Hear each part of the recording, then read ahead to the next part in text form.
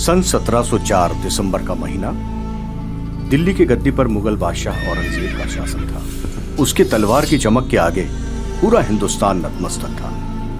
लाखों हिंदू अपने धर्म को छोड़कर इस्लाम को अपनाने के लिए मजबूर हो गए थे। लेकिन 26 दिसंबर दिल्ली से करीब 250 किलोमीटर दूर पंजाब के सरहंद में हमारे इतिहास के सबसे छोटी आयु के दो बालवीरों ने सत्य और धर्म के लिए औरंगजेब की शक्ति के सामने अपने शौर्य का परिचय देते हुए मृत्यु को गले लगा लिया। हम बात कर रहे हैं श्री गुरु गोविंद सिंह जी के छोटे साहिबजादे बाबा जोरावर सिंह जी की और बाबा फतेह सिंह जी की। आइए हम आपको सुनाते हैं इतिहास के पन्नों में दबी इन शूरवीरों की शौर्य गाथा। इस कहानी की शुरुआत होती है वर्तमान पंजाब में स्थित आनंदपुर साहिब के किले से, जहां अपने जुल्म और तानाशाही के खिलाफ आवाज उठाने वाले श्री गुरु गोविंद सिंह जी से घबराई हुई मुगल सल्तनत सरहंद के सूबेदार वजीर खां के नेतृत्व में कुछ पहाड़ी राजाओं के साथ मिलकर एक विशाल फौज के साथ आनंदपुर किले को घेरे हुए करीब 7 महीने बीत चुके थे। किले के अंदर मौजूद गुरुजी और उनके सिख किसी भी कीमत पर हार मानने को तैयार नहीं थे। अपनी थकी हुई फौज से परेशान मुगल शासन ने कुरान की और हिंदू राजाओं ने गौ माता की कसम खाते हुए श्री गुरु गोविंद सिंह जी को आश्वासन दिया कि यदि आप किला खाली कर दें तो आपको यहाँ से सुरक्षित बिना किसी रोक टोक के जाने दिया जाएगा। तब गुरुजी ने पंच प्यारों की बैठक बुलाई, जिसमें यह तय हुआ कि यह किला छोड़ दिया जाए। 20 दिसंबर 1704 की रात गुरुजी अपने परिवार और सिखों के साथ किला छोड़कर रोपड़ की ओर निकल पड़े। लेकिन मुगल फौज ने अपने वादों को तोड़ते हुए गुरुजी के काफिले का पीछा किया और सरसा नदी के पास उन पर हमला कर दिया। वहां सिखों और मुगलों के बीच घमासान युद्ध हुआ। रात का अंधेरा और सरसा नदी में बाढ़ के कारण गुरुजी का परिवार बिछड़कर 3 हिस्सों में बट गया। बड़े साहिबजादे और 40 सिख युद्ध लड़ते हुए गुरुजी के साथ नदी पार करके चमखोर साहिब किले पर जा पहुंचे। गुरुजी के छोटे सुपुत्र 9 साल के बाबा जोरावर सिंह जी और 5 साल के बाबा फतेह सिंह जी, जो अपनी दादी माँ माता गुजरी के साथ नदी के इस पार ही रह गए। उनके साथ ना कोई सैनिक था और ना ही अपने परिवार से मिलने की कोई उम्मीद। छोटे साहिबजादे माता गुजरी के साथ सरसा नदी के किनारे किसी अनजान मंजिल की ओर बढ़ते रहे। जब उन्होंने जंगल पार कर लिया तो रात हो चुकी थी, इसीलिए उन्होंने कुमा मास्की नाम के एक मल्लाह के यहाँ रात बिताने का निश्चय किया। इस घटना की खबर सुनकर अगले दिन सुबह गुरुजी के लंगर का रसोइया गंगू माताजी के पास पहुंचा। गंगू ने उन्हें यह आश्वासन दिया कि वह उनके परिवार से मिलने में उनकी मदद करेगा और तब तक के लिए उसके घर रुकने की उसने विनती की। माताजी ने उसकी विनती को स्वीकारा, लेकिन उसने माताजी के साथ विश्वासघात किया। जब रात को माताजी और साहिबजादे सो रहे थे, माताजी के आभूषण की पोटली चुराई और अगले दिन बुरिंडे के कोतवाल को माताजी और छोटे साहिबजादों के उसके यहाँ होने की जानकारी दे दी, जिसके बदले में वजीर खान ने उसे सोने के सिक्के दिए। उसके बाद माताजी और साहिबजादों को बंदी बनाकर बुरिंडे के कोतवाली में कैद कर दिया गया। रात में उनको ना कुछ खाने को दिया और ना ही कोई गर्म कपड़ा दिया।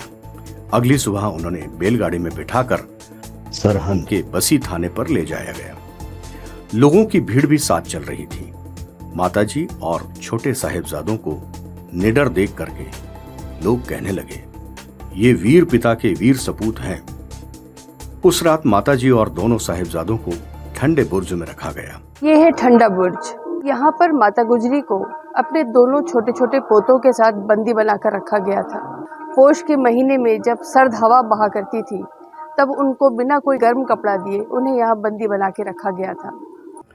जहाँ चल रही बर्फीली हवाएं किसी भी सूरमा को कमजोर बना सकती थी, लेकिन उन मासूम साहिबजादों ने सिर्फ अपनी दादी माँ के आंचल के सहारे सारी रात गुजारी। रात भर ठंड में ठिठुरने के बाद अगली सुबह दोनों साहिबजादों को वजीर खां के सामने पेश किया गया।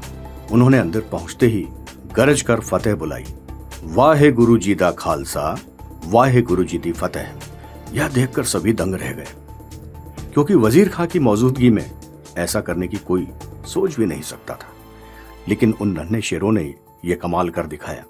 तब वजीर खां ने उन्हें पुचकारते हुए बोला, बच्चों, तुम्हें देखकर मुझे तरस आता है। तुम कलमा पढ़कर मोमिन बन जाओ, तुम्हारी हर मुराद पूरी की जाएगी। इस पर दोनों साहबजादे गरज करके बोले, हमें हमारा धर्म प्यारा है।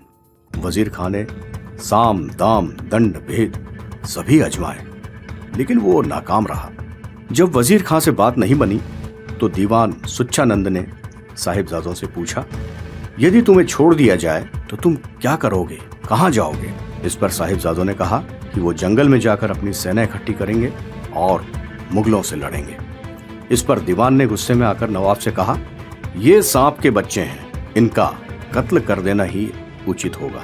दरबार में मौजूद काजी ने साहिबजादों को सुच्चानंद के साथ वो वार्तालाप सुना और एक फतवा भी जारी किया। उसमें लिखा था, ये बच्चे बगावत पर तुले हैं, इन्हें जिंदा दीवार में चिनवा दिया जाए। साहिबजादों की सजा अमल करने की जिम्मेदारी मलेरकोटला के नवाब शेर मोहम्मद खां को दी गई, ताकि वो गुरु गोविंद सिंह जी से अपने पिता और भाइयों की मौत का बदला ले सके।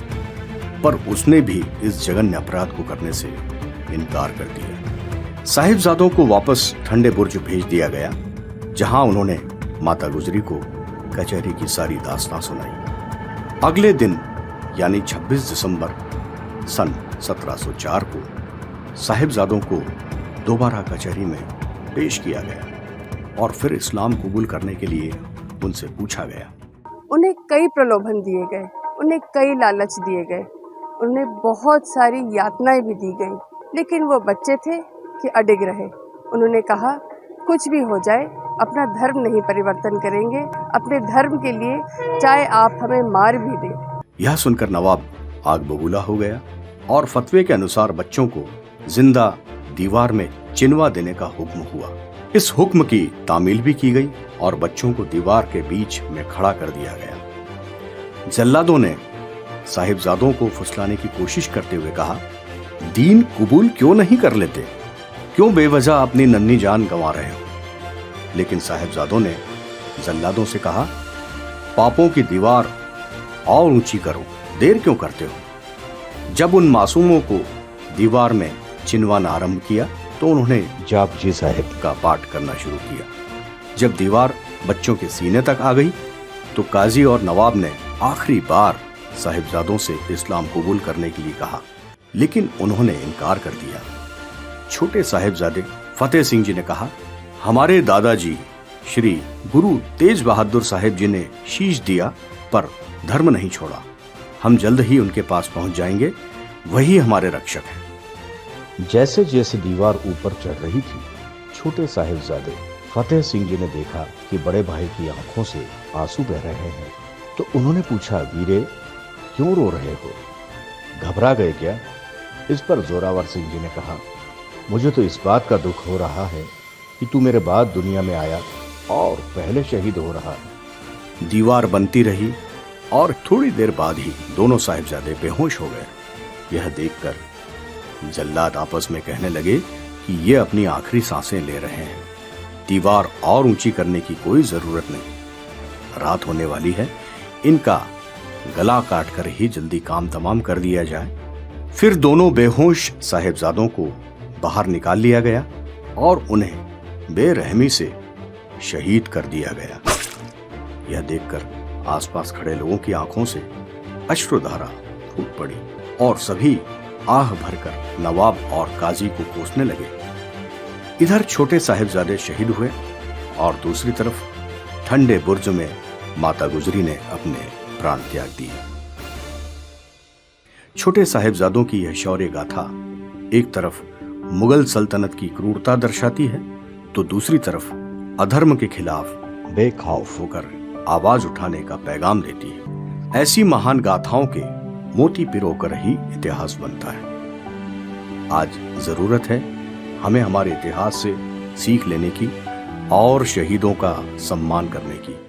क्या आप कल्पना कर सकते हैं उन दो छोटे बच्चों का बलिदान जो अपने धर्म के लिए दीवार में जिंदा चिन्ह दिए गए, लेकिन उन्होंने उफ न करी। मुझे ऐसा लगता है कि क्यों न बाल दिवस इन दो बच्चों की याद में मनाया जाए, क्यों न हम बाल दिवस को रीडिफाइन करें। आइए आज से एक नई परंपरा शुरू करते हैं। बाल दिवस को एक नया नाम देते हैं, शौर्य बाल दिवस। शौर्य बाल दिवस का उद्देश्य बच्चों को सत्यनिष्ठा, दृढ़ निश्चय और प्रतिबद्धता के रास्ते पर चलने के लिए प्रोत्साहित करना है। साहिबजादे निश्चित रूप से बच्चों के आदर्श हैं।